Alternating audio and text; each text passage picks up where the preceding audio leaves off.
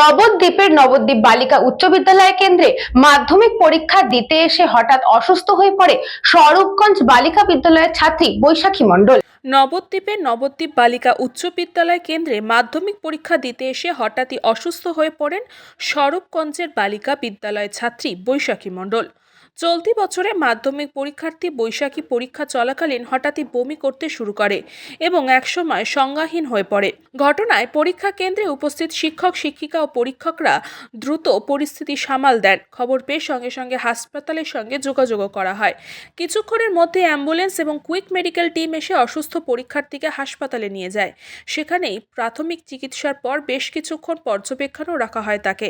চিকিৎসকদের তত্ত্বাবধানে অবস্থার উন্নতি হলে বৈশাখীকে পুনরায় জিজ্ঞাসা করা হয় সে পরীক্ষা দিতে পারবে কিনা।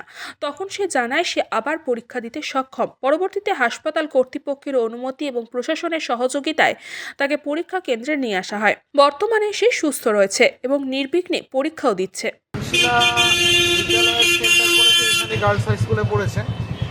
এবার পানশিলার ছাত্রী বৈশাখী নাম, টাইটেলটা আমার ঠিক খেয়াল নেই, অসুস্থ হয়ে পড়েছিল এবং অসুস্থতার পাশাপাশি বমি করলো এবং সংজ্ঞাহীন অবস্থায় ছিল। আমি দ্রুত খবর পেয়ে সঙ্গে সঙ্গে চলে যাই এবং সেখানে প্রাইমারি ফলো আপ করে ওকে প্রাথমিক চিকিৎসা করে এমার্জেন্সি মেডিসিন দিয়ে সম্পূর্ণ সুস্থ করে তুলি।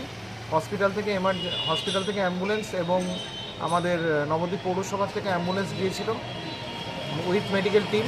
আমরা বললাম যে তুমি কি পরীক্ষা দিতে পারবে, তা ও আমাদের অ্যাসিওর করে নির্বিঘ্নে পরীক্ষা কেন্দ্রে ঢুকে গেল এবং আমরা সেটা দেখে ওকে অ্যাসিওর করে আমরা ওখান থেকে বেরিয়ে আসছি। অসুস্থ ফোন করেছিল, তাই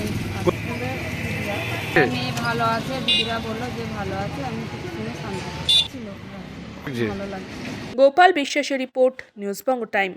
St. Augustine's Day School, Barrackpur. Success for every child. Admission open 2026 to 2027. Contact number 900793 4555.